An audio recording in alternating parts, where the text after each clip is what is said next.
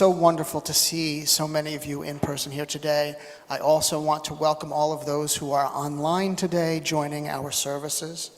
When I say, as I've said for the last two services, at the City Congregation for Humanistic Judaism, we truly, truly want to welcome everybody here to our services.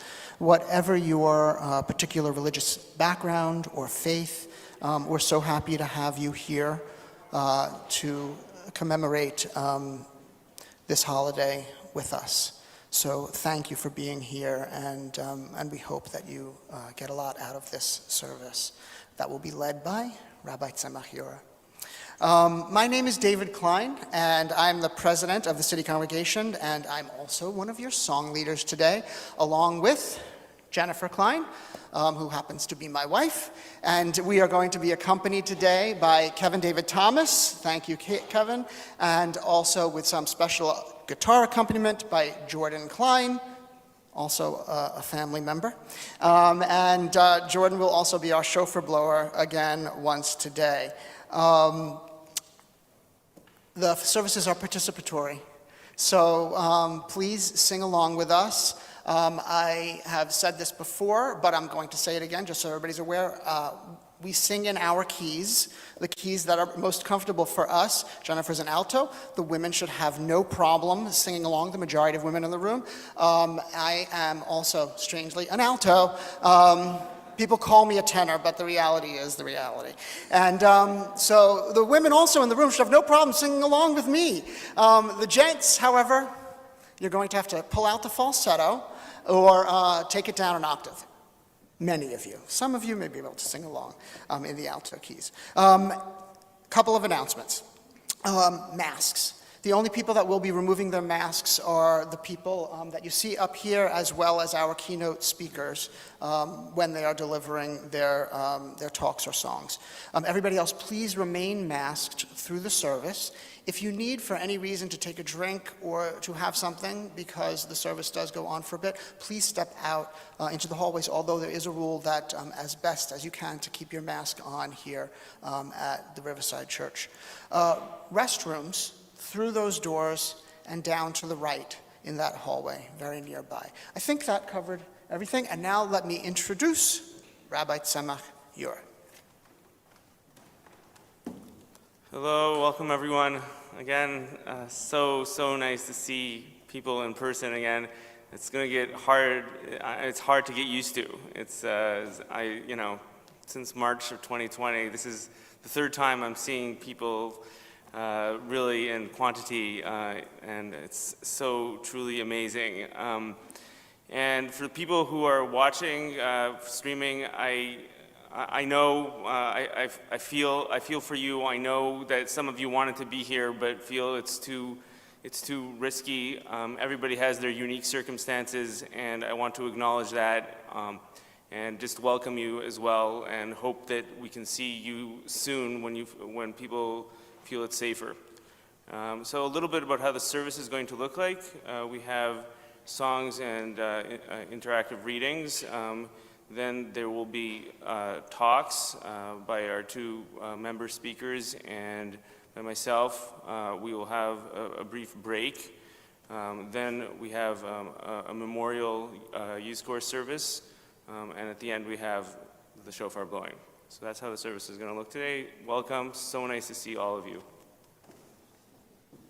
I did forget one thing. For those that will be reading during the service today, please use the microphone down on the floor as opposed to coming up to the platform. For our main speakers, you will come up to the platform, to this podium.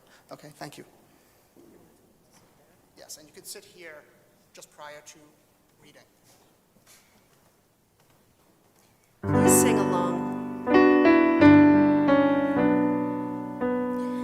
Amar Rabbi Akiva, Amar Rabbi Akiva, Ve'ahavta l're'echa, l're'echa kamocha, ze kol gadol, gadol b'Torah, Amar Rabbi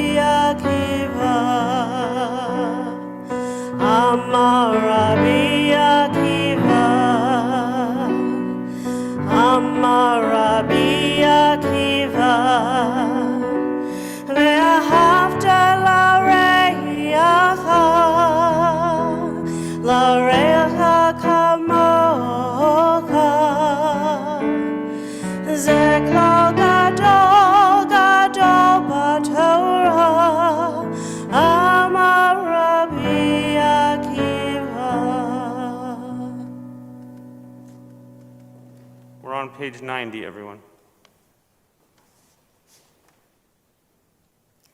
A humanistic celebration. In each era of ancient Jewish history, festivals were created that were bound up with the ideas, the emotions, and the conceptions of the Jews of that particular era. It was not necessary to create new holidays. The old festivals were altered and recreated. A new spiritual content was poured into them, and they formed new traditions. The Jewish calendar begins in the fall with the celebration of Rosh Hashanah and Yom Kippur, the high holidays. For many Jews, this is a time of awe and reverence, a time to seek forgiveness for human sins through fasting and prayer to an omnipotent God.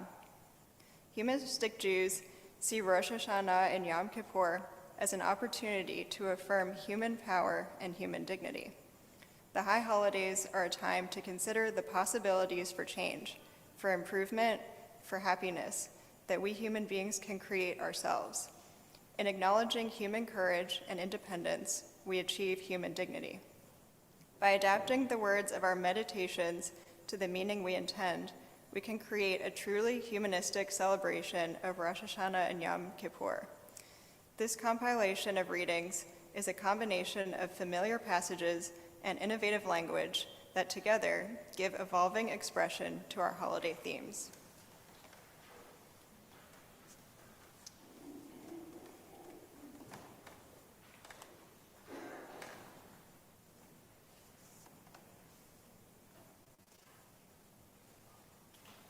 Candles. United with Jews the world over, we gather to reflect together. The many branches of this menorah represent the many ways to be Jewish. May it be a year of hope and not of despair. May it be a year of vision and not of darkness. May it be a year of life and not of death. Let the fire we kindle be for us a warming flame, whose brightness shows us the path of life. May the dancing flames of these candles kindle warmth within our hearts, wisdom in our minds, and passion in our lives. These candles give light to all who behold them. May we, by our lives, give light to all who behold us.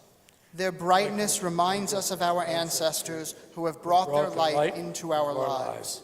Without hope, even the day is like night. But with hope, even the darkness becomes light. Na'er ha'or ba'olam. How wonderful is the light within the world. Na'er ha'or ba'adam. How wonderful is the light within each person. Na'er ha'or ba'yom tov. How wonderful is the light of the holiday.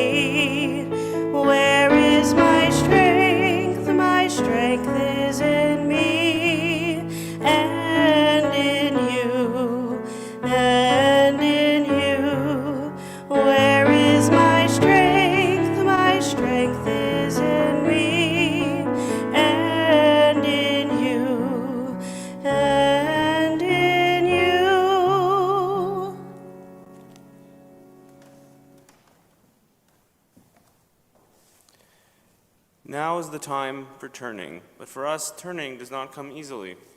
It takes an act of will for us to make a turn. It means breaking with old habits. It means losing face. It means starting all over again. It means saying, I'm sorry. It means recognizing that we have the ability to change. So let us turn from callousness to sensitivity, from hostility to love, from restlessness to purpose, from envy to contentment, from mindlessness to mindfulness. from fear to hope. Then will our lives be revived and renewed as at the beginning. Let me introduce this song. This song is a new song that we've added to our High Holiday liturgy. It is based on a Mizrahi liturgical poem that is very commonly sung at the High Holidays in Israel.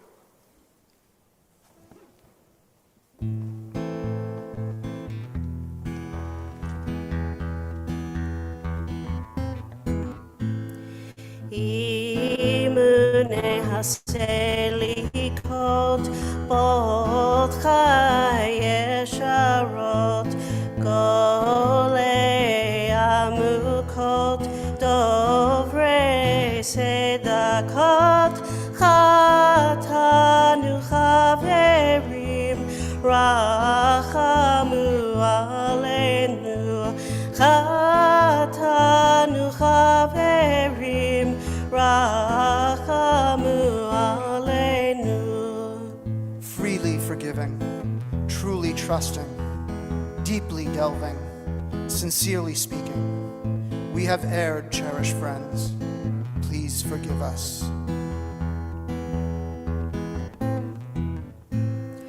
Choge yesharot vatike nechamot chokre beritot chokre hadurot katanu chaverot rachamu aleinu katanu chaverot rachamu aleinu. Virtuously evaluating, compassionately consoling, unfailingly fulfilling, courageously correcting.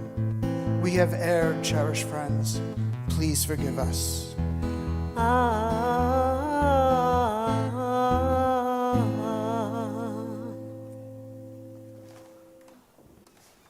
Page 97.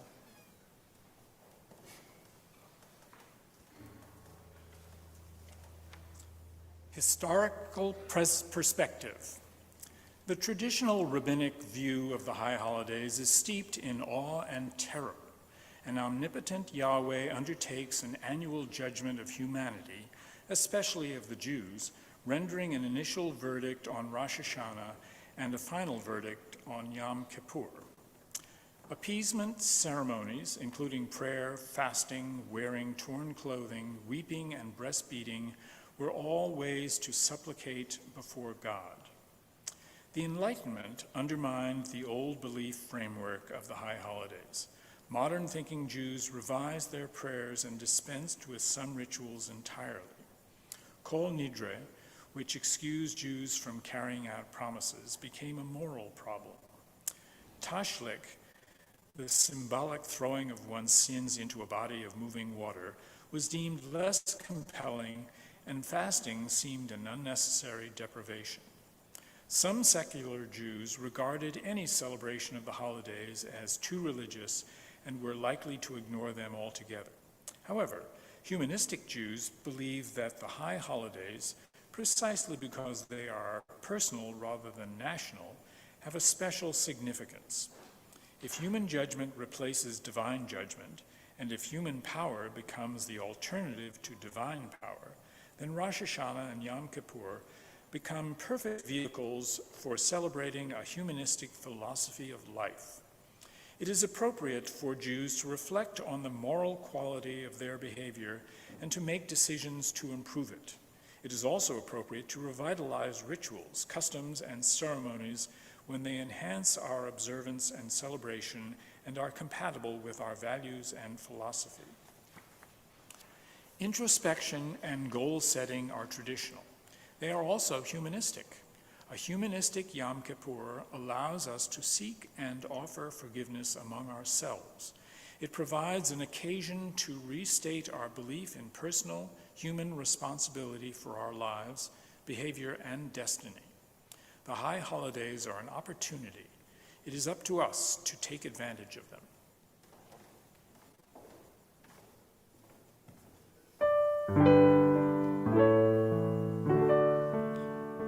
Yivarech Adam emet, Yivarech Adam bina, Yivarech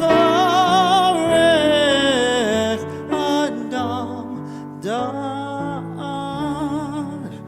Yivarech Adam emet, Yivarech Adam bina,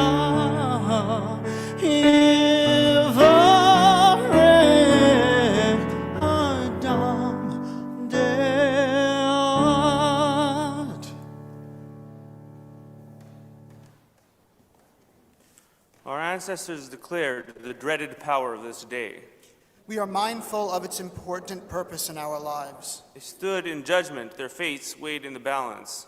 However, we stand in self-evaluation, our choices equally measured. They implored and beseeched and asked for atonement. We introspect and reflect and seek self-awareness. They confessed before another. We examine ourselves and our relationships with others. Like them, we stand poised before an ever-unfolding book of life. We believe it is written by our deeds and by the events that befall us, We strive to take responsibility for our lives and write the pages ourselves. and accept with courage and dignity the pages over which we have no control.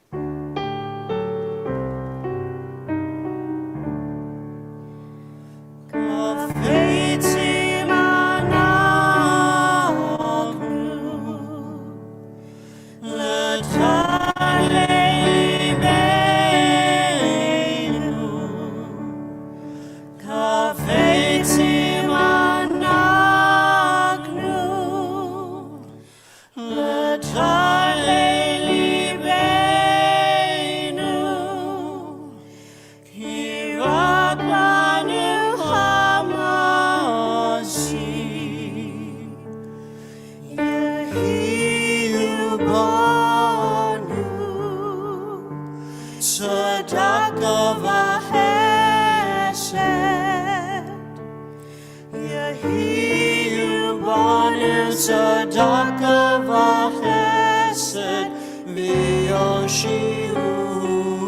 v'yoshiunu. Yehiyu banu tzedaka v'chesed. Yehiyu banu tzedaka v'chesed v'yoshiunu. Kafeitzim anaknu l'tahei libeinu. Kafeitzim anaknu l'tahei libeinu. Ki rak banu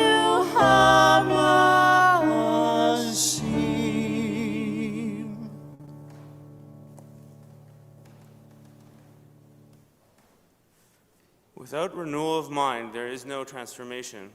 Hope is the last thing ever lost. When the world says, give up, hope whispers, try it one more time. If we expect change, we must act on our hope every day until we have accomplished what we wanted. With so much unraveling before our eyes, hope is often the only thing that keeps us going. It is something deep inside us that tells us to look for the better times around the corner. Every sunrise is like a new page, a chance to write ourselves and receive each day in all its glory. Because I have known despair, I value hope. Because I have tasted frustration, I value fulfillment. Because I have been lonely, I value love. When I let go of what I am, I become what I might be. Shema Yisrael, Adir Givonenu,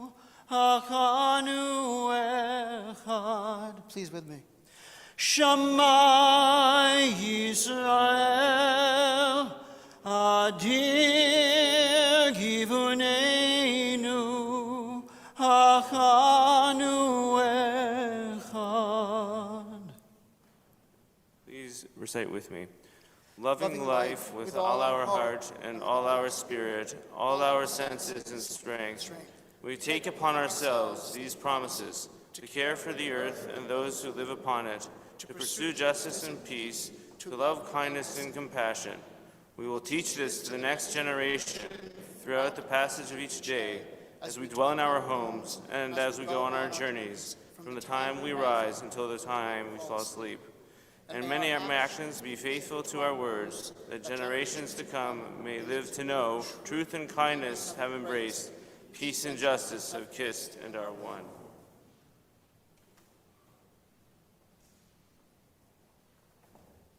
Page 103.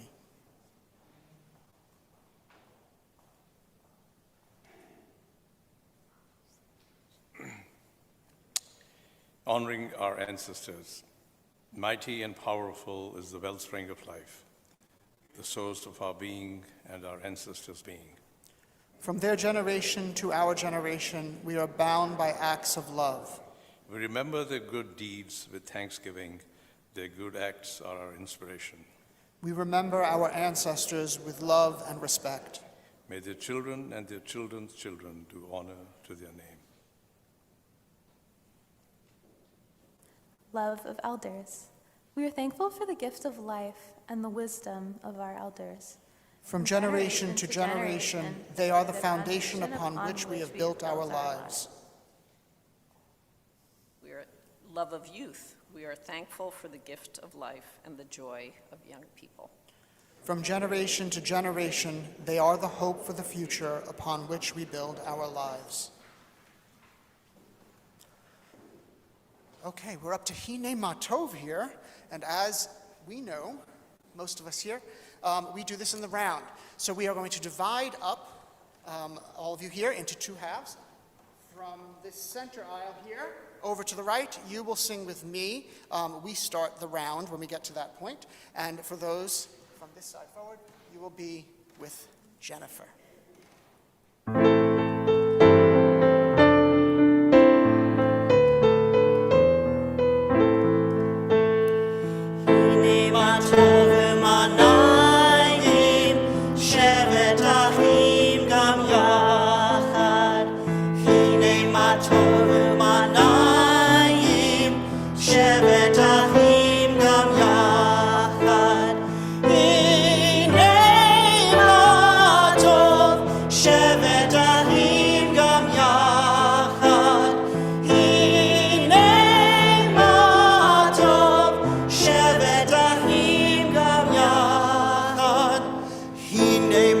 Tovu manayim, shevet ahim gam yachad.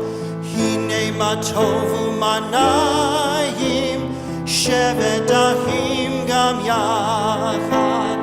Hine matov, shevet ahim gam yachad.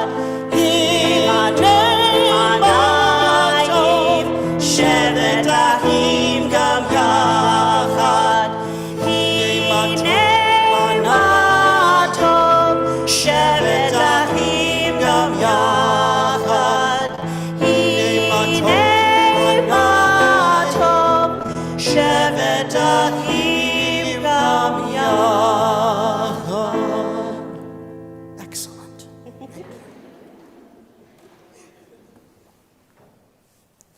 We now admit our failings. May they be words of sincerity and not mere lip service. May they be words of the mouth which do not fall on deaf ears. We are not so arrogant and stiff-necked to say we are perfect and have no failings. Rather, we acknowledge we have lost our way, we have offended, we have done wrong. We have committed offenses. Together we admit these human shortcomings. The offenses of arrogance, bigotry, and cynicism, of deceit and egotism, flattery and greed, injustice and jealousy. Some of us kept grudges, were malicious or narrow-minded. Others were obstinate or possessive, quarrelsome, or indifferent to others. There was violence, weakness of will, implicit bigotry. We yielded to temptation and did not think about the consequences of our actions. We have turned aside from precepts and pledges, teachings and ideals. We search the inmost chambers of the heart and probe the deep recesses of the mind. Let nothing be concealed from our sight. We have acted wrongly, openly and secretly, with words or with thoughts, under duress or by choice, intentionally or unintentionally, by abusing power, by hardening our hearts, by shirking duty, by speaking slander, by disrespect and dishonesty.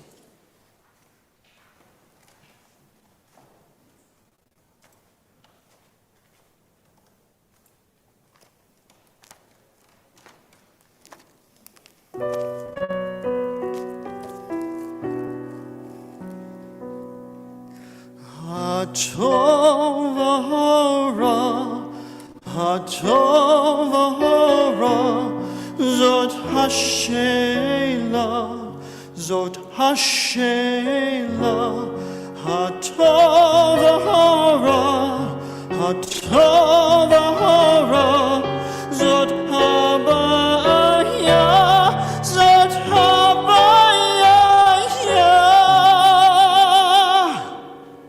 Hatov v'hara, Hatov v'hara, Hatov v'hara, Hatov v'hara, Zot habaya la'adam ha'brera.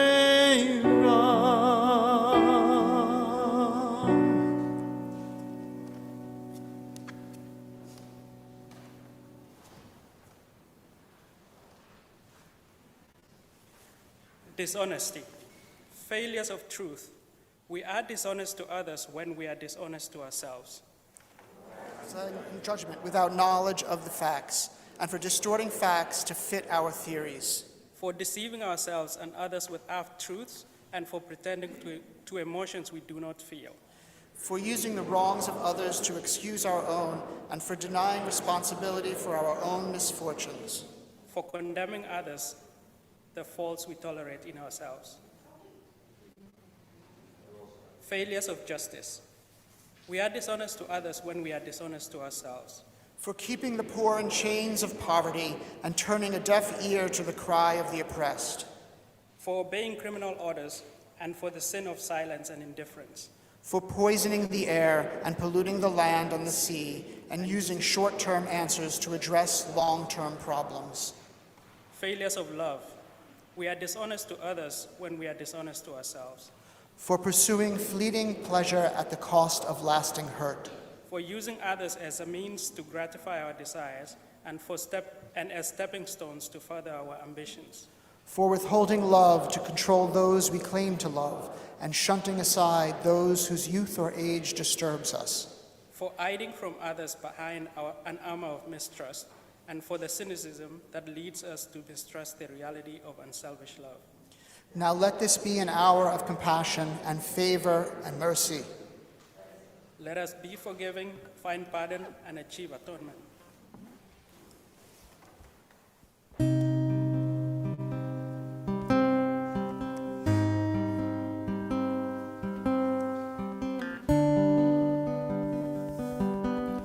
And who by fire, who by water, who in the sunshine, who in the nighttime, who by high ordeal, who by common trial, who in your merry, merry month of May, who by very slow decay, and who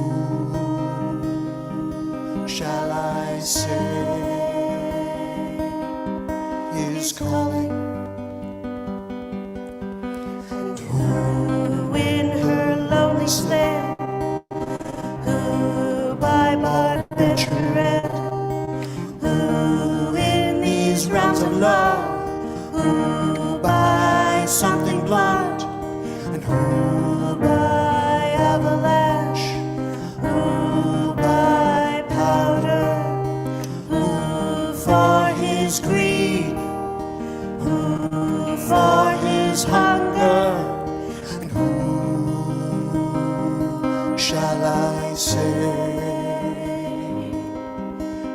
calling.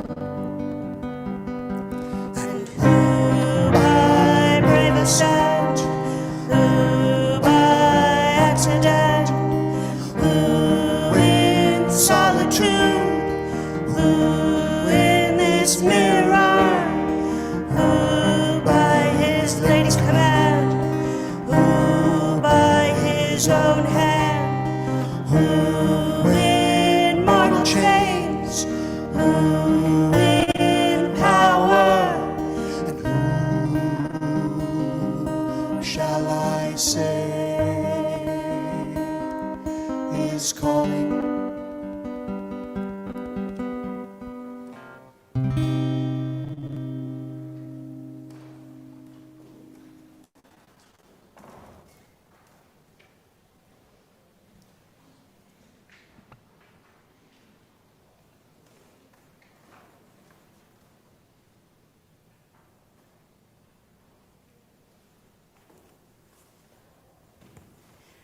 Do not regard yourself as worthless.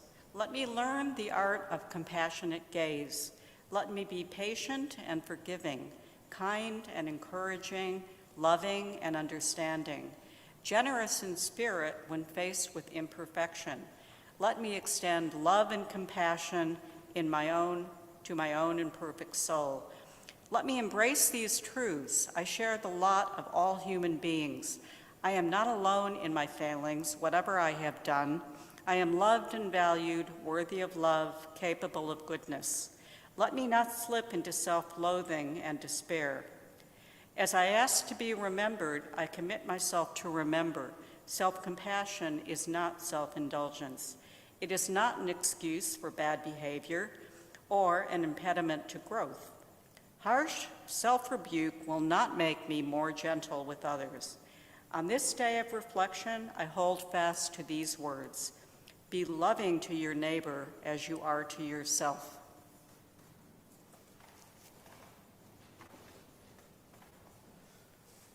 We strive for perfection, but succumb to temptation. By malicious gossip, by narrow-mindedness, by falsehood, by arrogance, by insolence, by disrespect, by hypocrisy, by hastily judging others, by exploiting the weak, by giving way to our hostile impulses. Now let this be an hour of compassion and favor and kindness. Let us forgive, be forgiven, and achieve atonement. We strive for perfection, but succumb to temptation. By failing to work for peace, by keeping silent in the face of injustice, by ignoring those who suffer in distant lands, by forgetting the poor in our midst, by withholding our love from those who depend on us, by engaging in gossip and in repeated slander, by distorting the truth to our own advantage, by conforming to fashion and not to conscience, by indulging in despair, by neglecting our heritage of learning, by not rising to fulfill the best that is in us. Now let this be an hour of compassion and favor and kindness. Let us be forgiven and achieve atonement. We need one another when we are in trouble and crave help, or when we are tempted to do something we would later regret, and a helping hand might stop us. We need one another when we mourn and would be comforted. We need one another in our defeats, when with encouragement we might strive again, and in the hour of success, when we look for someone to share our joy. We need one another to accomplish some great purpose and cannot do it alone. We need one another when we are dying in order to find comfort in the companionship of friends and family. All our lives we are in need, and others are in need of us. We live best when we bring to one another our understanding and our compassion.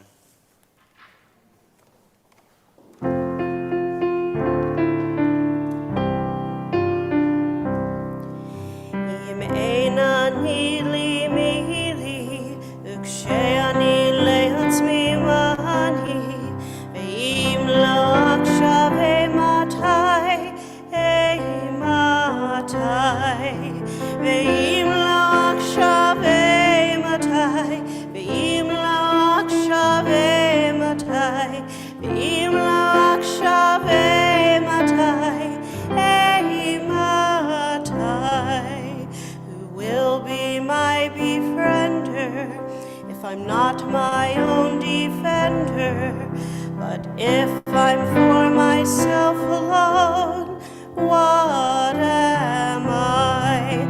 And if not now, oh, tell me when this day will not come again. This day will not come again. Time goes by. Who will tend my neighbor's needs? Who will sow tomorrow's seeds? Who will answer for my deeds? If not I, and if not now, oh, tell me when this day will not come again. This day will not come again. Time goes by. Im einani li mili, uksheani le'atzmi mani, ve'im lo akshav eimatai, eimatai, ve'im lo akshav eimatai, ve'im lo akshav eimatai, ve'im lo akshav eimatai, eimatai, eimatai.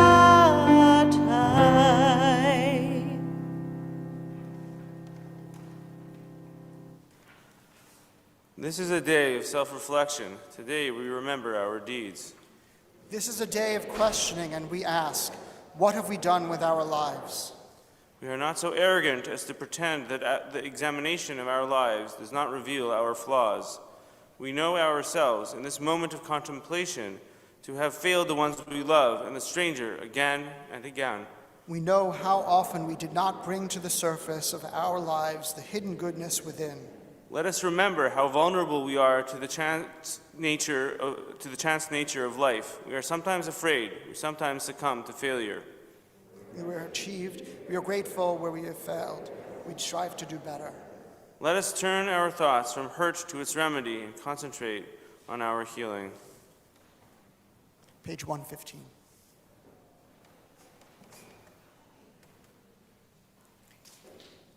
Forgiving yourself. Let us embrace our unease, welcome our guilt.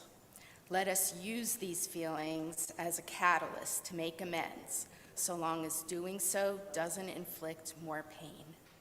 Let each one of us work to become the person we aspire to be. The work begins by doing what we can to offset the damage we have caused. After doing all we can by making way of amends and learning from our mistakes and misdeeds, let us make a solemn vow not to repeat the act. Let us, having done all this, let it go. Let us put our time, our energy, our efforts into doing good, into making better choices, rather than dwell on our shame over those we've made in the past. We will now pause for a minute of silent contemplation.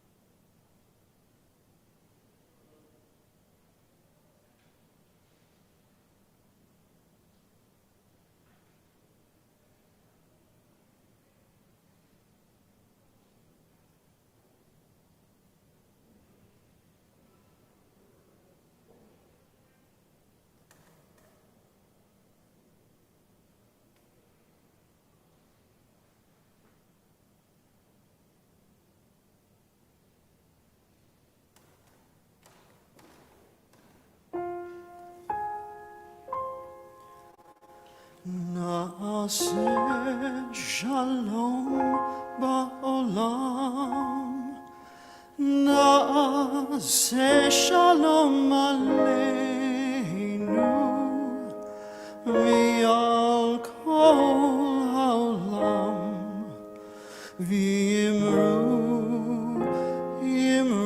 shalom, Na'aseh shalom Na'aseh shalom aleinu v'al kol ha'olam v'yimru shalom. Na'aseh shalom, na'aseh shalom, shalom aleinu v'al kol ha'olam. Na'aseh shalom, na'aseh shalom, shalom aleinu v'al kol ha'olam. Na'aseh shalom, na'aseh shalom, shalom aleinu v'al kol ha'olam. Na'aseh shalom, na'aseh shalom, shalom aleinu v'al kol ha'olam. Na'aseh shalom, na'aseh shalom, shalom aleinu v'al kol ha'olam. Got all the right verses that time.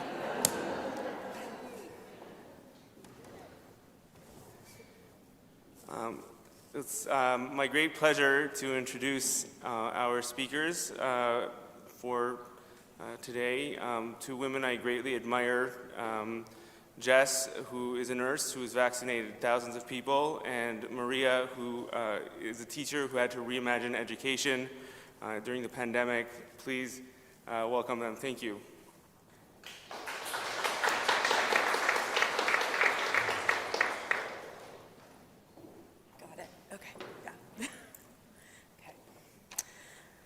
Hi, everyone. My name is Jessica Drago. My pronouns are she, her, and hers, and I'm a new member to City Congregation. And while I'm not necessarily new to Judaism, Judaism is in many ways new to me. In fact, this is actually my first time celebrating the high holidays. When I set out to write this, I kept thinking I would relate new beginnings to my experience as a nurse in New York City. My plan was to keep it simple. I'd relate it to the pandemic, throw in some keywords like reflection and atonement, and wrap it up with something inspiring and hopefully call it a day. In hindsight, it should have been little surprise that I struggled for weeks trying to put my thoughts down. It got to the point that I started bringing my laptop with me to work just so I can continue to stare at the blank screen at the hospital library on my lunch breaks as well. Now, something to keep in mind is that the HR department at my hospital has really leaned into the ethos of the new normal. It fills subject line after subject line in my inbox at work and the topic of near daily conversation in our live streams. During one procrastination session while checking my email at work, I found myself repeating new normal instead of new beginnings. And honestly, I started to get mad, but like really mad. In the face of a global pandemic, accelerating climate change, unrelenting attacks against voting rights, and now the passage of SB 8 in Texas, what about anything in the last year and a half has felt normal? What if I don't like this new normal? I never agreed to this new normal. New beginnings, a new normal. They sound similar enough, but the phrases are really in direct opposition to each other, aren't they? Normal implies consistency, routine, standardization, predictability, and according to Merriam-Webster, generally free of physical or mental impairment or dysfunction exhibited or marked by healthy or sound functioning. Well, I have to tell you that sitting there in the library in my wrinkled scrubs, my cheeks and nose still tingling from the pressure of an N95 mask, I did not feel as though myself or most people in my life would currently describe themselves as functioning soundly. The only thing normal about new beginnings is that they happen to all of us without exception. The passing of a loved one, divorce, or the loss of a job can all herald new beginnings, although arguably not necessarily a welcomed or chosen one. In the same breath, the birth of a child, a new job, marriage, or retirement are all new beginnings that would be cause for celebration. The only thing we control regarding new beginnings is how we respond to them. So as you've probably gathered by now, I really struggled while attempting to write this. I cried nearly every time I got to this part, and for weeks, I didn't even know why. I mentioned that I'm new to Judaism, and I'll get to that, but I have to tell you that if you are looking to experience a crash course in Jewish guilt, dodging emails from your new rabbi and adding in business days when tomorrow falls on a Friday, all while continuing to stare at a screen, flashing cursor late into the night, is a truly effective method. Jewish humor too, got it, cool. For me, this year has been harder than the last. Like most of you, I just focused on getting through the day, one day to the next, and I haven't had much time to consider fallout from the previous year, to really sit within the collective trauma that we've all experienced. Now, obviously, there have been some real moments of joy, like the election results and the development of a vaccine, but those moments have felt few and far between amidst a lot of the chaos and the monotony of the last year and a half. It's been hard to remain present this year when so much of it just feels like an extension of 2020, and I keep waiting for things to calm down and to feel normal again.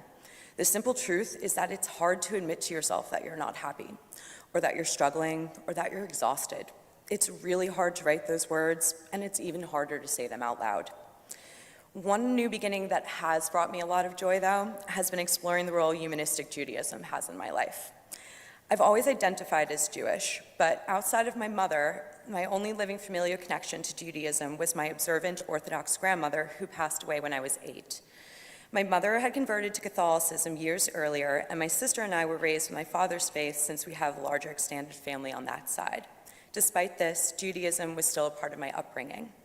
As a child, when I was upset, I would crawl into my mother's lap to lay kepi as she rubbed my back. And I have loved tchotchkes since I have had the dexterity to hold things in my hands, which coincidentally I use a lot when speaking as well. I was in 3rd grade when I first read David Adler's Remember the Holocaust, which led to Eli Wiesel's in high school, which led to Literature of the Holocaust courses in college. I've shuffled through items in the attic and found passports from relatives who immigrated to America, presumably to escape pogroms. I remember the anger and sadness I felt on behalf of a great uncle when I learned he'd felt forced to change his name from Horowitz to Howard to avoid discrimination at work. And as a child, I knew that my grandmother's boyfriend had a tattoo on his forearm that we weren't supposed to ask about, but it would be a few more years before I understood what they were. And only until I understood that never again means never again, that I understood what they represented. And so even though I wasn't raised Jewish, my family history and experiences of Jewish people have always informed my views on justice. I found ways to honor those who came before me by volunteering in the community and various activist organizations, and I've done my best to speak out loudly against injustice, corruption, state-sanctioned violence, and advocate for the oppressed and marginalized. One of the most important lessons I was taught this year is that joy can also be an act of resistance. Up until recently, so much of my connection and understanding of the Jewish experience was rooted in trauma, and certainly pride in survival. But I knew very little of what it meant to celebrate Judaism and Jewish culture and to participate in Jewish life. Since I've never been able to accept the doctrine and dogma of organized religion, I just accepted that there was no way I could practice Judaism that met my values. But surely, amongst all the rallies and events I had attended, I was sure that there had to be other people like me out there. So one day I Googled, most secular form of Judaism, New York City. And there was City Congregation, 3rd from the top. I clicked on a video and there was an interfaith couple and a guy with a sleeve of tattoos, and I was like, well, that's the place for me. It took over 3 decades, but I finally found a community to learn from and grow in. How many of us get to choose our beliefs? I feel so very fortunate to be a member, but City Congregation didn't find me. I sought out community of people who shared my values and then created a community where I would be able to learn about my history and culture. I wanted to find people who would provide a space to learn about traditions and support my efforts in activism. Now, as I continue to attend Shabbat, the words that were once foreign to me have slowly become more familiar. The melodies of the songs bring me comfort, and I have become invested in the lives of the people I see on screen and in front of me today. I've recited the Mourner's Kodesh alongside many of you while we've held space for a member who is grieving, and I've celebrated milestones with you as well. It brings me joy to hear everyone sharing stories about publishing books, seeing family for the first time, returning to Broadway shows, getting on a plane and finally being able to hug their child, and reuniting with grandchildren and chasing them around to the point of exhaustion. This community that you have created and have welcomed me into has become a part of my new normal, and one that I feel welcomed in and rejoice in. As I mentioned earlier, this is my first time celebrating the high holidays, which means that I've never even been to a service, so I literally have no frame of reference aside from what I've looked up online and YouTube. But I barely know what this holiday means to the Jewish community, let alone what it means to me. My understanding is that the holiday offers us the opportunity to ask forgiveness from ourselves and those we have wronged, and to vow to be active, involved, caring members of the community in the coming year. So I'll start with myself. I've lost sight of some of my agency this year. I may be angry, I may be tired, but I am not powerless. In the face of great losses and challenges, it can feel impossible to rebuild. Working through the pandemic and our broken healthcare system the last year has made that all the more apparent. Our increasing maternal death rates, specifically amongst Black women, the rising costs of pharmaceuticals, worrying about the cost of an ambulance in the middle of a medical emergency, and the fact that medical bankruptcy is even a phrase. None of this is normal, and it is not acceptable. But fixing our healthcare system doesn't start in the hospitals. It starts at the voting booth. Voting is the most powerful tool we as individuals have to hold our elected officials accountable. And we can see the consequences when they are restricted or made harder. In the 90s, Texas was ranked 14th in ease of voting. Now it's 50th. And as we stand here today, Texas elected officials have effectively outlawed abortion. And make no mistake, abortion is health care. If we're going to make our democracy work for us, we have to start with voting rights legislation and leading to civics and comprehensive, age-appropriate health education in the classrooms. We deserve lawmakers who believe in science and the right to bodily autonomy. As we celebrate this point in our democracy, we deserve a new beginning, one of our own collective choosing, wherein we have the opportunity to flourish. In this year, may we be guided by compassion, empathy, and dedication to the preservation of human dignity and self-determination in all that we do. And may we demand the same of our elected officials. Shana Tova.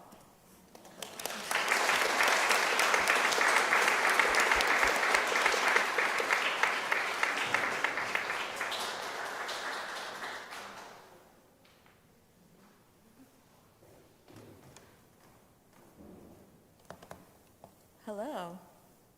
Oh, I'm small. Okay.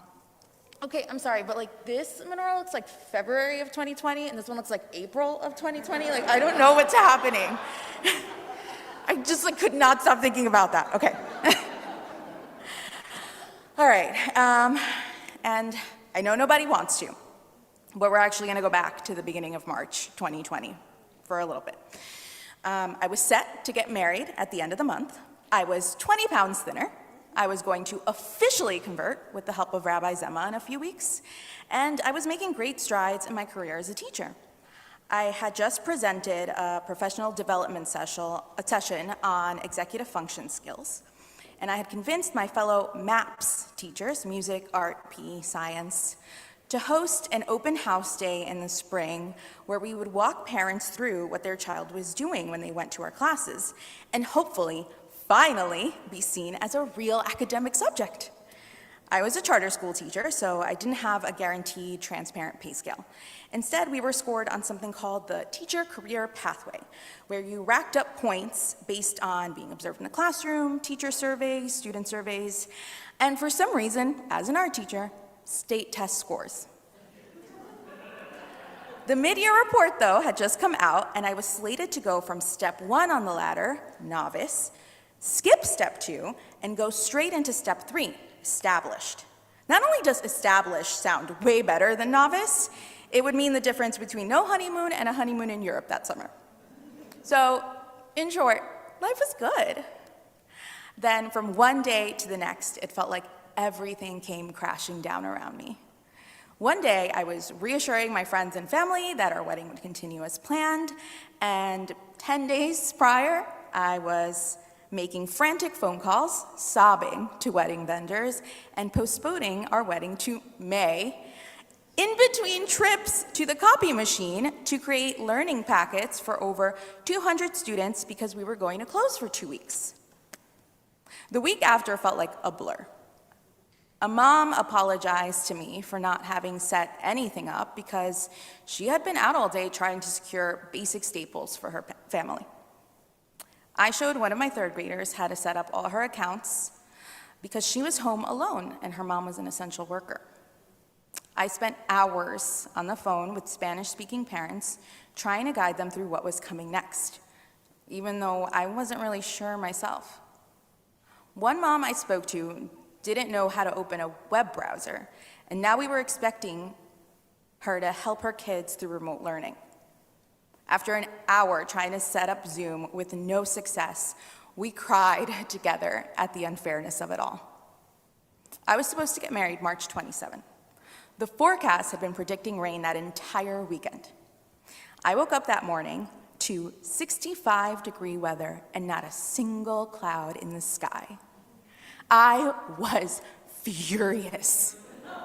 The least the world could do for me is have weather to match up to how I was feeling, and instead it was taunting me with how beautiful my day would have been. I had been creating video lessons and saved all my editing for that day so that I could sob through the workday. A few days later, we postponed to August and eventually to November. From there, the losses just kept pouring in. I said at one point, I feel like this is taking everything from me.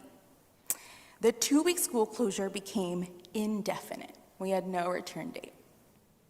The open house naturally was canceled. I spent hours making engaging videos that no one seemed to be watching. A handful were still working hard, but they would have worked hard anyway. Art was always going to be a part of their lives, no matter what I did. But most were turning in work that I knew was far below what they could do, if they were even turning any work at all. Art was on the bottom of the academic priority list, and I felt it now more than ever. The teacher career pathway evaluation system had been frozen, and it was announced that we would all be returning in the fall with our same ranks and the same salary, with no set date for when it would be reinstated. All my progress in my career and in the art department didn't just feel frozen, it felt decimated.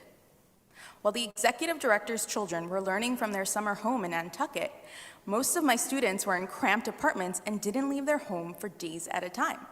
And I was one of them. I was in a one-bedroom with my husband. I went months without seeing my family. I was angry, tired, and scared. I'm not going to lie, I did a lot of moping around for a bit there, but then eventually decided it was time to come up with a plan. I had been trying so hard to work my way up this ladder, but was I even happy at this school? I thought back to my experiences and realized I was so busy chugging along, I had never stopped to think if I was happy where I was, and the truth was, I wasn't. I was overworked, unsupported, and unfulfilled. I called up the principal and asked if I could count on her for her reference because I was leaving. My friends thought I was crazy. They told me this was not the right time to start over, but I disagreed. This was the perfect time to start over. When else would you start over other than when everything had fallen apart? So I knew I hated remote teaching, and I knew I would hate it even more when winter came. So I started looking for schools that I felt could get full-time in-person learning done. I also realized how rewarding it felt to connect with families who needed someone who could speak to them in their language. And so I wanted a part in creating more bilingual people in this world. Did you know that about 50% of the world's population is bilingual, but that number drops to 20% when you're looking just at the US? I want to change that. I made a list of everything I needed my next school to have and went searching until I found it. Finally, I landed upon Avenues, where I took a maternity leave position in a second grade Spanish immersion pod at the risk of becoming unemployed when January hit. Once again, my friends thought I was crazy. There was so much insecurity already, and I was adding to it. But my husband saw my unhappiness and convinced me that this was a risk we couldn't afford not to take. So there, in a pod of 14 students, I would start over. There were some adjustments. The pods were taken very seriously at this school, which meant students only left the classroom for a movement period, and we had to stay with them for it because their PE teachers could not intervene if a student needed a Band-Aid or a shoelace tied. No one outside of the pod was allowed in the classroom, not even the principal. Lunch was delivered to the classroom, and we all ate there. Teachers could not meet in person with another teacher. Between the hour, and guys, I am an extrovert, okay? Like, I will talk to a wall, so this was rough. Between the hours spent in the classroom, my commute, I was masked for approximately 10 hours a day. with breaks for snack and lunch that made the whole initiative seem fruitless, like COVID just disappeared for those 30 minutes we were all unmasked eating lunch. I don't know. We had clear panels on every table that added to the difficulty in seeing everyone and hearing everyone in the class. We had staggered arrivals and dismissal, and sometimes the whole thing felt a little lonely. We had weekly COVID tests that we had to hand in, and if we forgot our test at home that day, we would have to pay $35 for a rapid. And I do not want to tell you how many times I forgot mine. And we also lamented the death of snow days as we had come to know them. Still, I resolved to see this new period with gratitude and excitement for the opportunity. Yes, we would be confined to these four walls for most of the day, but that meant we could all grow so close. And we did. After having 200 plus students whose names I had trouble keeping track of, getting to know these 14 kiddos inside and out was a gift. For the first time, I could consider their needs and make adjustments necessary to meet them where they were at. One of my students went home consistently telling her parents she had the best day of her life. Even my second graders seemed to understand that what we were doing was really special. Behind the masks, there was laughter, air hugs, learning, a community, a pocket on this planet where we had a shred of normalcy. When I was offered to stay on through the end of the year, I said yes with no hesitation. On the last day of school, we cried. Despite how impossible it had seemed at times, we had a wonderful school year and we didn't want it to end. This summer, I was offered a leadership position in the summer program. We made vaccines mandatory for all summer staff, which meant that naturally we lost some staff. When we announced everyone could take their masks off for outdoor play, we rejoiced. Things were moving along. The finish line was in sight. Now, I'm not so sure, and it's hard not to be angry. But there is one thing I know. I rebuilt once, and I can do it again. My friend sent me an article recently about the COVID learning slide. It was about how reading and math scores had tumbled last year. First of all, duh? Second of all, I was confused by what my reaction was supposed to be. Sad? Urgent? Because honestly, the only thing I could think to say was, so? So what? Why are we, after a year that turned our lives upside down, still caring about some arbitrary benchmarks set by people who have never met our children? Who are they to decide what constitutes success? Maybe your child started gardening with you, and now they're considering a career in botany. Maybe they got into cartography, and they can rival Google Maps with their ability to give you directions. Maybe they sat on their butt playing Rocket League and Among Us day in and day out, and you let them because that's what you needed to do to survive this miserable time in one piece. All of those are okay in my gradebook. I'm also hearing a lot of conversations on what's best for our children moving forward. Some parents are demanding we start in person as close to normal as possible because remote learning didn't work. Others are demanding we continue with the remote option because it's what's safest for all our children. All I can say is, forget the kids. We adults didn't learn anything if we are still walking around insisting there is one right way to do education. There will never be a one-size-fits-all solution because we do not have one-size-fits-all children. The emphasis should be on serving individual children, meeting them where they're at, and ensuring, above all else, that we are taking care of their emotional well-being and shaping these children to be empathetic, innovative, accepting human beings committed to looking out for each other in the future so they don't have to have this conversation again in a few decades. As we head into the high holidays, well, we're here now, I am reminded of how frail humanity can be, how quickly we can be brought down, and how we are riddled with flaws. At the same time, I'm reminded that we can forgive those we feel have acted against the best interests of our community. Forgive ourselves for the transgressions we made when we were feeling hopeless and scared, and commit to creating a better year using the lessons we learned from the last one. We are allowed to start over from scratch. I'm Jewish now, It was made official a week before our wedding in November, which, yes, with great sacrifice, we were able to get married.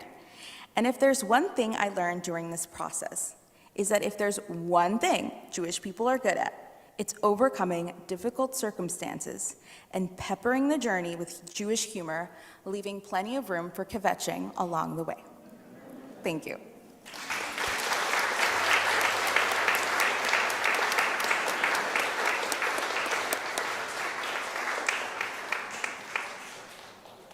Wow, what hard acts to follow.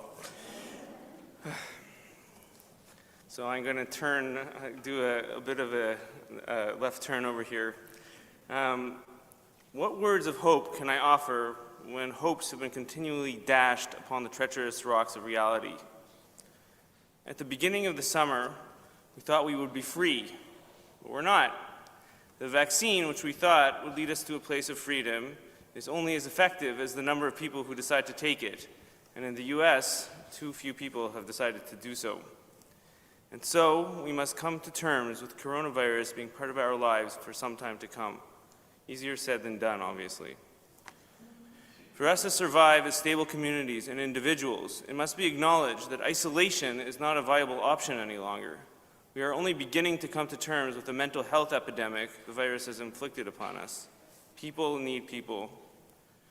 Jess, who just spoke, gave such a poignant account of how she reached out to a community she did not know and joined it. To join something new in the midst of a pandemic is so brave, and it is a testament to our need for others, a need she was willing to acknowledge. We can be there for each other. With sufficient planning, we can see each other in person with only minimal risk. We can celebrate joys and accomplishments, mourn and cry with our friends, console one another. We are here today. We have endured this pandemic for 1.5 years now, and our big advantage today is hard-earned perspective. We have learned what is truly important to us. Perspective is one reason I will never be ageist. I, as a youngish rabbi, will always listen to my elders who have lived so much more of life than I have and learn from their experiences. I have been so impressed by the resilience of my elders, impressed how they survived and thrived during the pandemic, adapted and learned to navigate digital landscapes that were built for a younger generation. But maybe I shouldn't be so surprised. Older people can put the coronavirus in perspective. My grandmother survived the horrors of Auschwitz. She is resilient beyond my imagination. We've all gained perspective now. We have all learned. I want to quote a little from Maria's speech that were words that were especially poignant to me as a parent of 4 youngsters. My friend sent me an article recently about the COVID learning slide. It was about how reading and math scores tumbled last year. First of all, duh. Second of all, I was confused by what my reaction was supposed to be. Sad, urgent, because honestly, the only thing I could think to say was, so what? All I can think is forget the kids. We adults didn't learn anything. If we're still walking around insisting there's only one right way to do education. There will never be one-size-fits-all solutions because we do not have one-size-fits-all children. I cry when I ponder these ideas. Like so many parents, I have engaged in a gargantuan struggle to educate my children during the pandemic, especially my autistic child. And I've felt so much frustration, so much anger, so much guilt that I was not doing a good job. To see my children now and say, hey, they are actually doing well. And to hear validation of my struggle from a teacher I greatly respect, well, that's amazing, beyond words. I am a part of a group of millions of parents around the world who have experienced similar fears and frustrations. I hope they too can recalibrate their perspectives as we learned from the past 18 months. How does the above tie into rebuilding compassion, my theme this year? Rebuilding requires perspective, looking back. Let me return to the last lines of Emmy's talk about rebuilding mental health, which she delivered last year at Rosh Hashanah. In the coming months, as individuals and communities, we can get started by acknowledging and validating whatever painful feelings arise, and by checking in with it and talking and listening to each other. Let me start. I am Tzemach, the rabbi of City Congregation, and I am having a hard time right now, and I guess that's okay. Rebuilding requires admission of vulnerability, acknowledging our own needs. When we have gained that perspective, and acknowledge our difficulties, we can be there for others more easily. We can replenish our depleted reservoirs of compassion. One thing I have learned to treasure in the past couple of months, as I have been trying so hard to make my peace with this situation, is the time I spend with those who are truly important to me. My family and I have made an enormous effort in the past month to see relatives who live far away, some of whom cannot travel. The tears of my grandmother upon seeing 7 great-grandchildren in one place will remain with me for the rest of my life. I hope that all of you have had similar experience in that brief time this summer when we thought the virus might actually disappear. And I hope that we will have many more such experiences in the months and years to come. I am determined that this holds true for City Congregation, that we see each other in person this year as often as opportunity safely allows, so that we can revive relationships and so that we can forge new ones. For the coronavirus will disappear. Please believe this.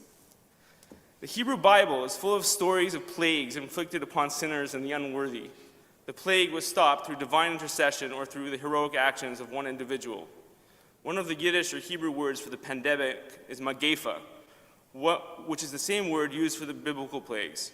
But the equivalence, those who use this terminology would have you believe, is a false equivalence. Real plagues, real epidemics are stopped by the heroic actions of many, not one. Let us acknowledge our own heroes, people like Emmy, who helped stem the tide of our mental health epidemic, people like Maria, who had to reimagine how she was going to educate our children and did so, people like Jess, who vaccinated thousands and found our community. And so many unsung heroes in our community and others who have acknowledged their own difficulties and yet have stepped up and continue to step up every day. We thank you all from the bottom of our hearts. May this year be a year of rebuilding and hope. Shana Tova.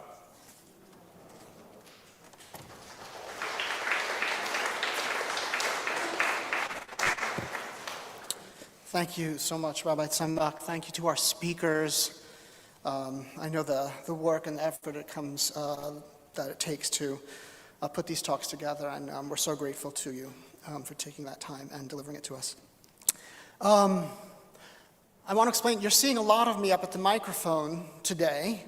I'll be honest, I love a good microphone. But that's not the reason I've been coming up to the microphone here. That is for our online viewers. We realized at the previous services that when we do responsive reading, they can't hear the congregation in their responses. So it seemed like a little bit of a black hole. So I am up at the microphone delivering the responses so it doesn't feel like it's so void of the response. So that is something that I agreed to do, and I think it's fine. The next thing, the reason I'm at the microphone, I am so honored to be able to do. Many of our congregants have asked about the well-being of our former and founding Rabbi Peter Schweitzer. And hearing this, he sent me along these words to deliver to all of you. As many of you know, Rabbi Emeritus Peter Schweitzer has been treated for cancer this past year. I am pleased to be able to share with you a positive update. Rabbi Peter was diagnosed in October and underwent chemotherapy that was followed by several rounds of radiation. And in June, he had surgery, and the doctors could not have been more pleased with the results and biopsy report. Peter went home a week later, but needed to return to the hospital several weeks later on account of complications that required further procedures and a bonus week in rehab. He was finally discharged on August 20th and is now on the mend, slowly regaining his lost weight and strength and continuing to draw on his sense of humor and get through this ordeal. Peter and his wife, Myrna Barron, the founder of TCC, are watching the service today from home and are grateful for the technology that allows them to join the congregation with us. They are so grateful for all the positive thoughts and messages that have been sent their way. I don't know why. They wish everyone a year of much goodness and joy, endurance and laughter when needed, and much friendship and love. Excuse me. Peter, you are in our hearts and our minds every day, and especially today.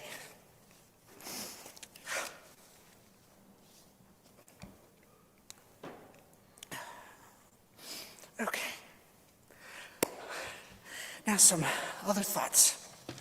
The first thing I would like to do now is to thank all of the volunteers that help us with our services, especially this year with new beginnings and changes in the way that we have to operate and do things.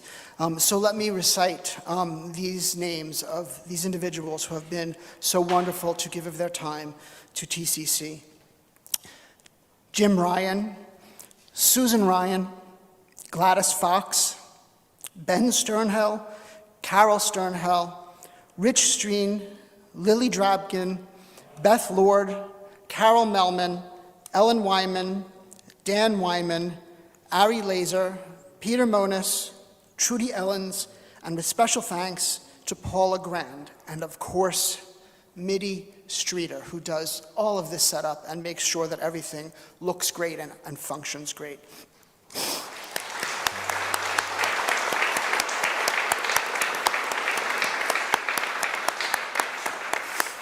I also would like to really thank the Riverside Church and for what they do to help us make our events so wonderful. We have the gentlemen that are up in the booth there that are making sure that our services are delivered to our online audience. Thank you.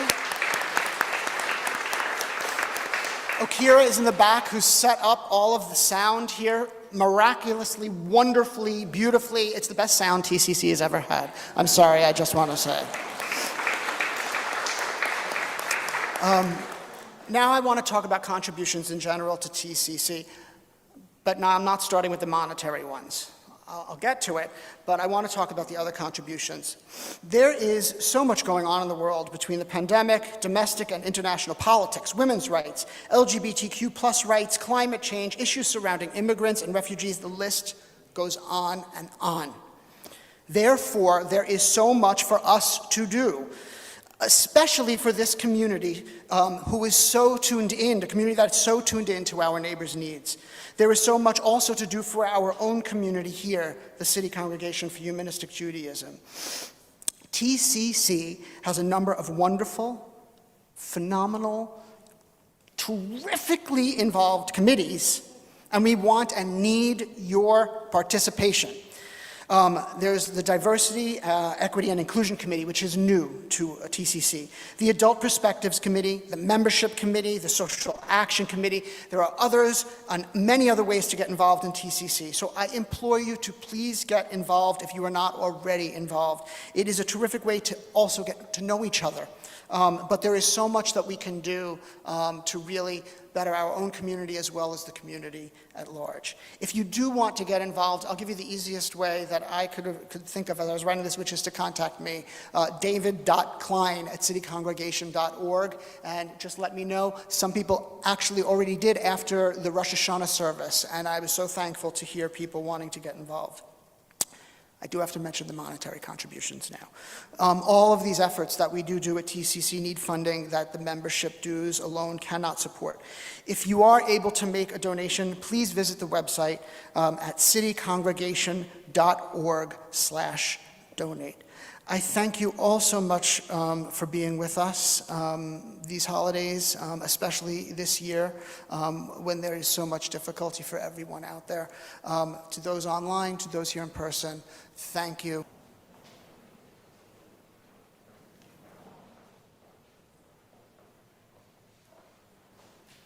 You shall ask. You shall ask, what good are dead leaves? And I will tell you, they nourish the sore earth. You shall ask, what reason is there for winter? And I will tell you, to bring about new leaves. You shall ask, why are the leaves so green? And I will tell you, because they are rich in life. You shall ask, why must the summer end? And I will tell you, so that the leaves never die. Can die.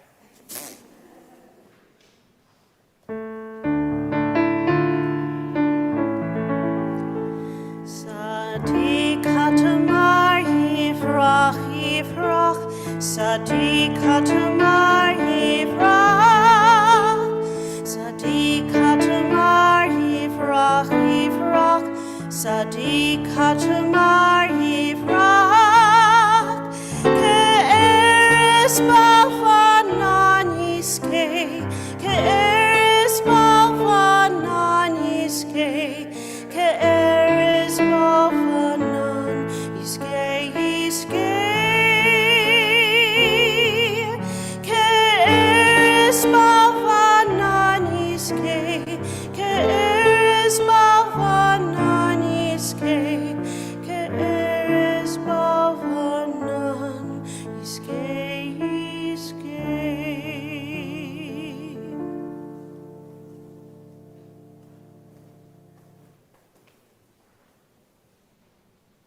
Nixor.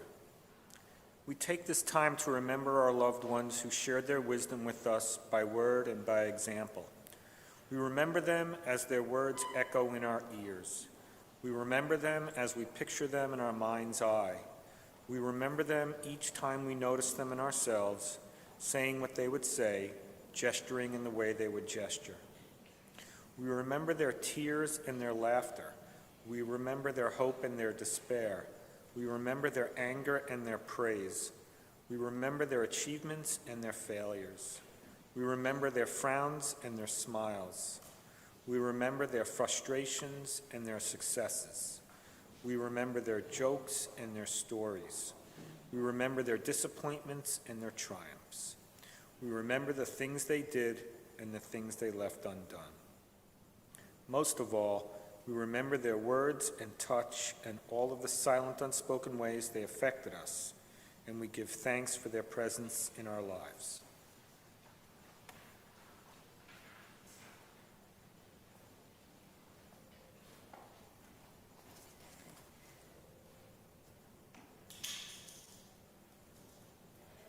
Life's journey, and so it is, and so it goes.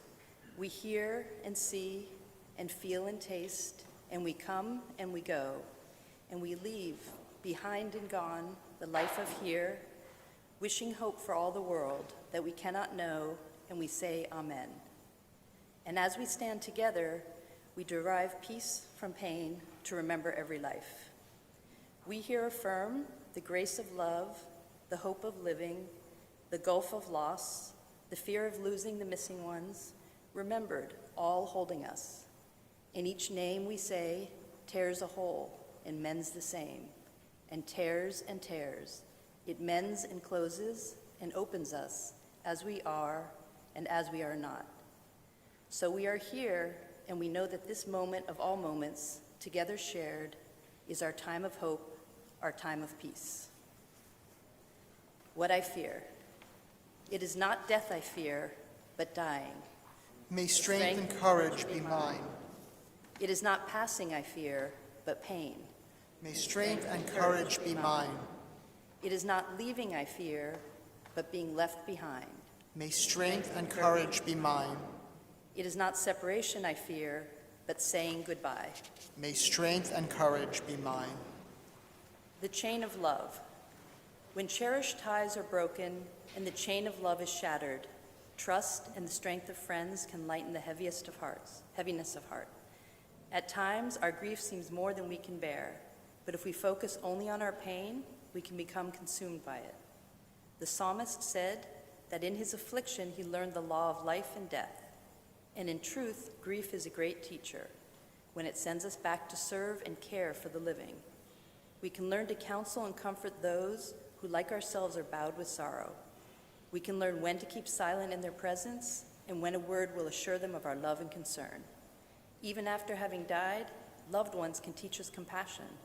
We remember them now and always. They live in our hearts. They're an abiding presence.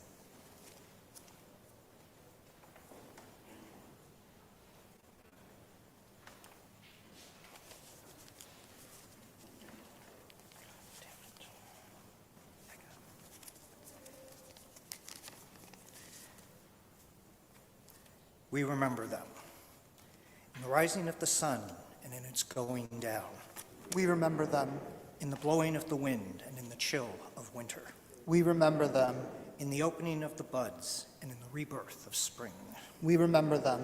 In the blueness of the sky and the warmth of summer.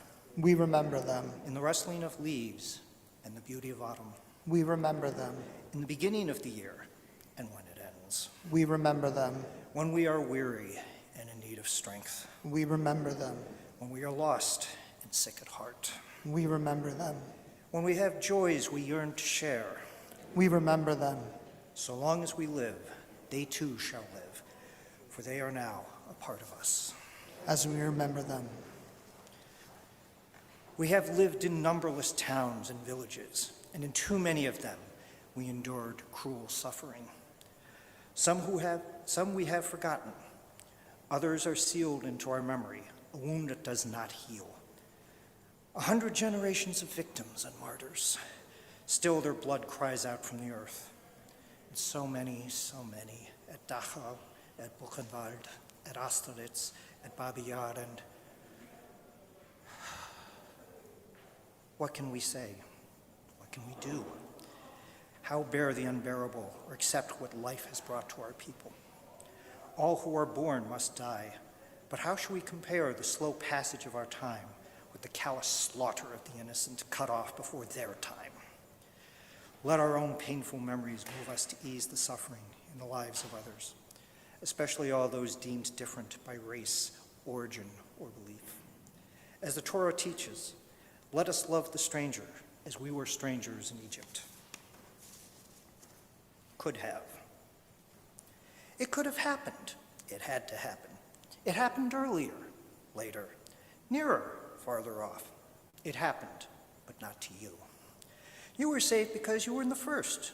You were saved because you were the last, alone with others, on the right, the left. Because it was raining, because of the shade, because the day was sunny. You were in luck, there was a forest. You were in luck, there were no trees.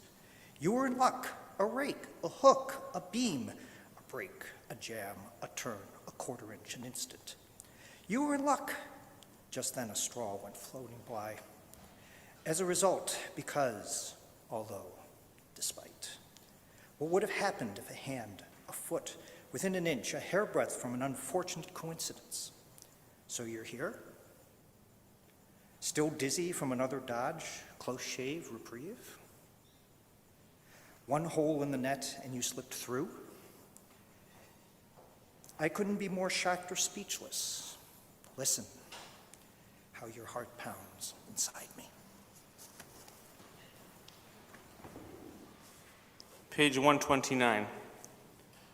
Fear not death, we are destined to die. We share it with all who ever lived, with all who ever will be. Bewail the dead, hide not your grief, do not restrain your mourning. But remember that continuing sorrow is worse than death. Seek not to understand what cannot be explained, search not for what is hidden from you. As a drop of water in the sea, as a grain of sand on the shore, are a person's few days in life. The good things in life last for limited days, but a good name endures forever. In times of trouble, seek the consolation of friends. In days of distress and desolation, may they help us to endure. When we are dead and people weep for us and grieve, let it be because we touched their lives with beauty and simplicity. Let it not be said that life was good to us, but rather that we were good to life. Each of us has a name. Each of us has a name. Given by our parents and given by our ancestors. Each of us has a name. Given by our stature and given by our smile. Each of us has a name. Given by our words and given by our deeds. Each of us has a name. Given by our neighbors and given by our friends. Each of us has a name. Given by our kindness and given by our love. Each of us has a name. Given by our celebrations and given by our work. Each of us has a name. Given by the seasons and given by the years. Each of us has a name. Given by our birth and given by our death. I am now going to go around the room. If you have somebody you are remembering in the C-Score service, please stand up and say that name out loud. And for those that are online, please write the names of your loved ones in the chat, and we are going to attempt to retrieve those names and recite them following the congregation in person here.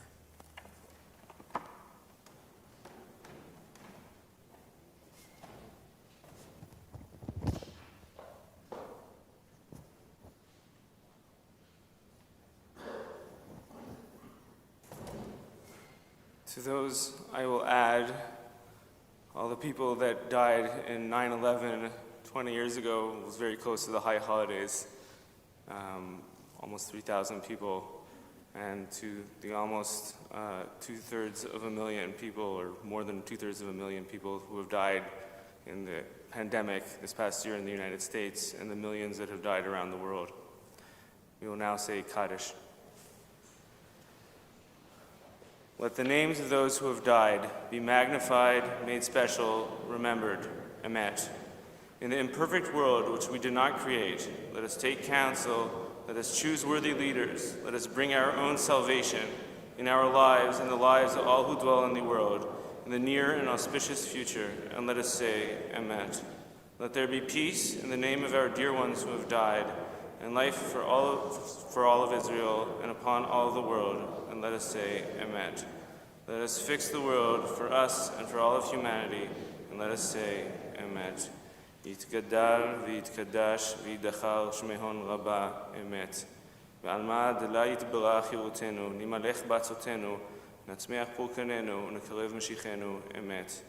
בחייכון וביומכון ובחיי דכל יתבי עלמא, בעגלה ובזמן קריב ועמו אמת. יהי שלמה רבה בשם מתיה דנן, וחיים עלינו ועל כל ישראל ועל כל העולם ועמו אמת. נתקן את העולם עבורנו ועבור כל האדם ועמו אמת. Let's take a moment for silent reflection.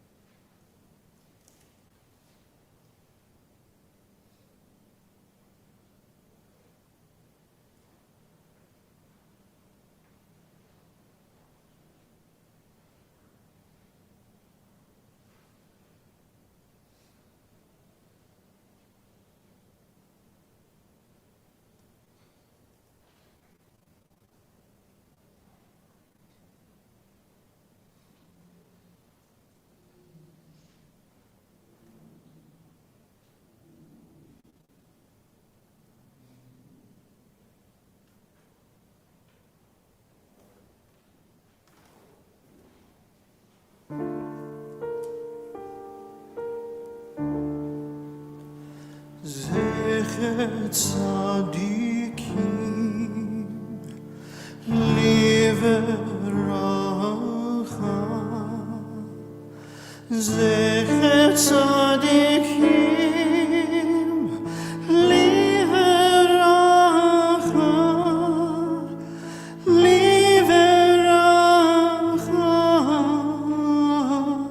liveracha, zecher tzadikim liveracha.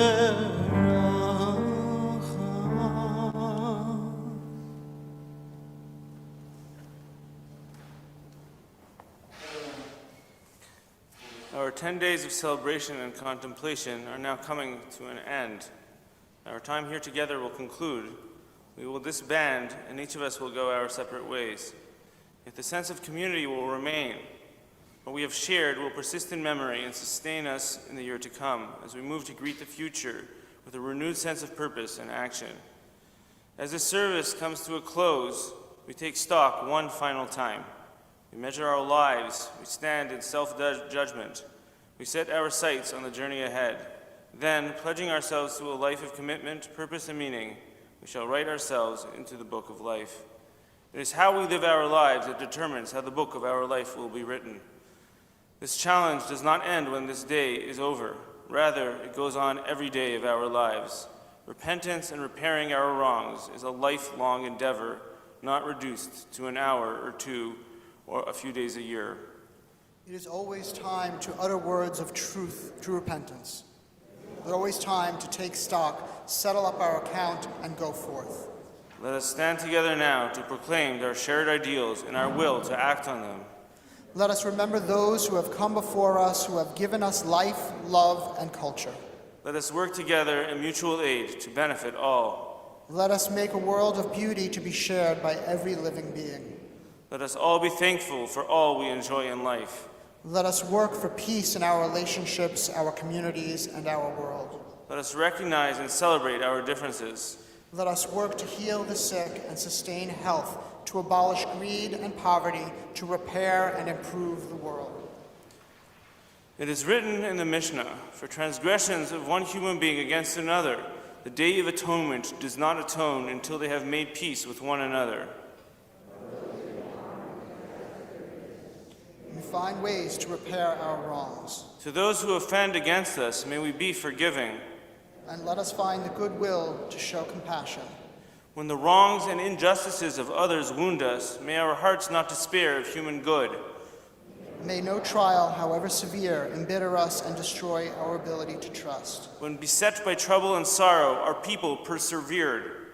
May we too find strength to meet adversity with quiet courage and unshaken will. May we act so that injustice and hate will not forever afflict the human race, that justice and mercy will triumph in the end. Now let the shout of the shofar go forth, and may it herald our journey as we go forth into the new year.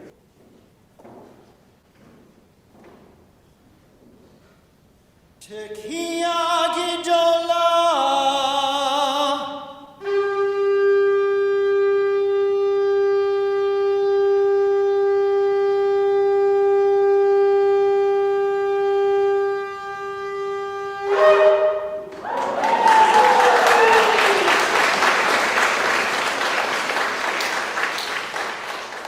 And now, at the close of this day's contemplation, we declare, Let the year upon which we have entered be for us and for all the world. a year of blessing and prosperity, a year of security and comfort, A year of health and contentment, a year of joy and celebration. a year of generosity and justice, a year of community and kindness. A year of pardon and forgiveness, a year of life, a year of peace. Shalom, to peace, l'chaim, to life.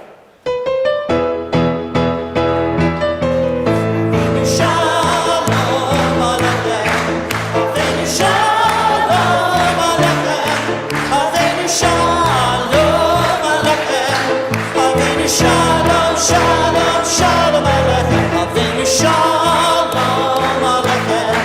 Avinu shalom aleichem. Avinu shalom aleichem. Avinu shalom, shalom, shalom aleichem.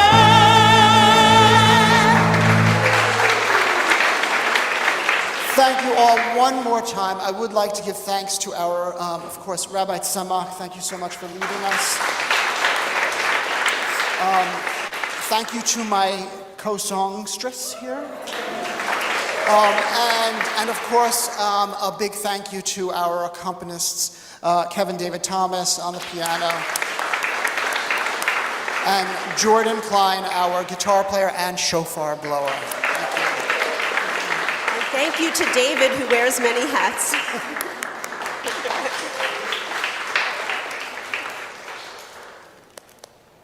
Okay. Thank you all so much. Shana Tova, to a wonderful year, and we hope to see you again very soon.